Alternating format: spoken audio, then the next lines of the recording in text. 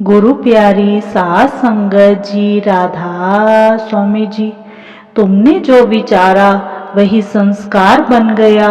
क्या करिश्मा था तुम्हारी नजरों में मेरे मालिक। तुमने जिसे सवारा वही गुलजार बन गया।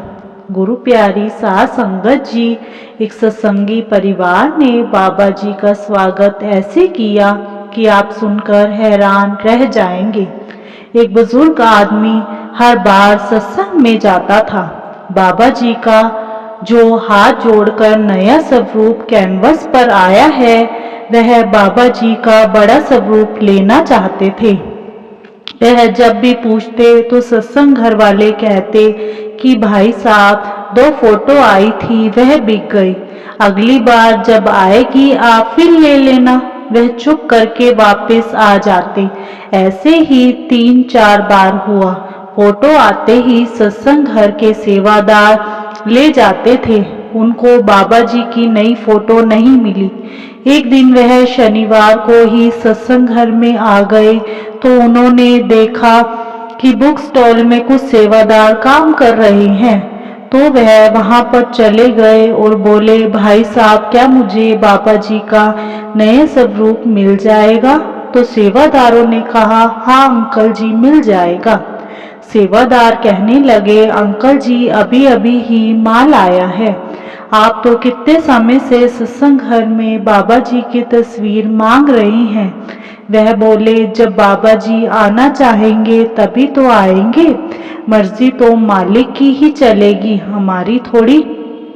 वह सत्संग घर से बाबा जी का बड़ा स्वरूप लेकर गए और आगे की सीट पर रखकर अपने घर चले गए। घर जाकर उन्होंने अपने घर की घंटी बजाई और घर के सब लोगों को बाहर बुलाया और बोले, आज हमारे घर बाबा जी आए हैं, आओ बाबा जी का स्वागत करो। सबने बारी बारी बाबा जी को राधा स्वामी किया और फिर स्वरूप को उठाकर अपने घर में ले गए। अंदर जाकर बाबा जी के आने का धन्यवाद किया और सबने हाथ जोड़कर बाबा जी की विनती की। तब बुजुर्ग अंकल जी ने बोले, बाबा जी ने आज हमारे घर में आना था। मैं तो कब से सत्संग घर वालों से पूछ रहा था, लेकिन रविवार को मेरे जाने से पहले ही बाबा जी का स्वरूप कोई ले जाता था। आज सुबह जब मैं सिमरन करने के लिए बैठा तो बाबा जी ने कहा कि तुम आज सत्संग घर चले जाओ, क्योंकि आज मेरे सतगुरु ने हमारे घर आना था। इसलिए मैं शनिवार को ही सत्संग घर चला गया और बाबा जी का स्वरूप ले आया। अंकल जी बोले, समय से पहले कुछ नहीं मिल सकता। बाबा जी का आना आज ही हमारे घर पर तय था, तो बाबा जी पहले कैसे आते हैं? सभी हाथ जोड़कर बाबा जी का शुक्र करने लगे। शुक्र मालिका, शुक्र दात्या, आपका बहुत बहुत शुक्रिया। इसी के साथ एक छोटी सी साखी और है। एक शख्स ने बाबा जी से सवाल पूछा कि बाबा जी, हम सत्संग में आते हैं, सत्संग खत्म होने के बाद हम फिर दुनिया के काम धंधों में उलझ जाते हैं, तो सत्संग सुनने का हमें क्या फायदा है? बाबा जी ने कहा कि बड़े महाराज जी कहते थे कि पत्थर को अगर आप पानी में रखें तो वह गलेगा नहीं, लेकिन जितनी देर वह पानी में रहेगा उतनी देर वह सूरज की गर्मी से बचा रहेगा। इसीलिए आप सत्संग में आए। 45 मिनट का सत्संग आप अच्छी तरह सुने या ना सुने, पर आप 45 मिनट तक कोई बुरा कर्म तो नहीं करते। आप बुरा कर्म करने से बचे रहते हैं।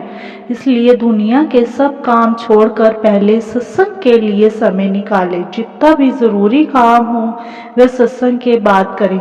बाबा जी ने इतने बड़े बड़े सत्संग घर आप सब लोगों के लिए ही बनवाए हैं, तो एक 45 मिनट के सत्संग के लिए बाबा जी ने करोड़ों रुपए खर्च कर इतने सत्संग घर बनवाए हैं। इसलिए दुनिया के सब काम छोड़कर पहले सत्संग के लिए समय निकालें। सत्संग की पवित्र गंगा, जिसमें स्नान करने से मनुष्य लोक और परलोक में सुखी हो जाता है। इसलिए नियमित सत्संग में जाएं और साथ में सेवा भी करें और बाबा जी की खुशियाँ पाएं। एक दौलतमंद आदमी ने अपने बेटे को वसीयत करते हुए कहा, बेटा, मेरे मरने के बाद मेरे पैर में ये फटे हुए मोजे जुराब पहना देना। मेरी एक ख्वाहिश जरूर पूरी करना। बाप के मरते ही नहलाने के बाद बेटे ने आलिम से बाप की ख्वाहिश बताई। आलिम ने कहा, हमारे दीन में सिर्फ कफन पहनाने की इजाज़त है। पर बेटे की जिद थी कि बाप की आखिरी ख्वाहिश पूरी हो। बहस इतनी बढ़ गई कि शहर के उलमाओं को जमा किया गया, लेकिन कोई नतीजा नहीं निकला। इस माहौल में एक शख्स आया और आकर बेटे के हाथ में बाप का लिखा हुआ खत दिया, जिसमें बाप की नसीहत लिखी हुई थी।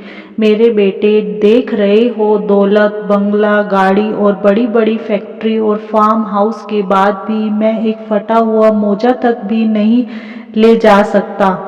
एक रोज तुम्हें भी मौत आएगी। आगाह हो जाओ, तुम्हें भी एक कफन में ही जाना पड़ेगा। कब्र में तुम्हारे साथ सिर्फ तुम्हारे कर्म ही जाएंगे। सबसे उत्तम कर्म है नाम लेकर भजन सिमरन करना। यह अवश्य करना।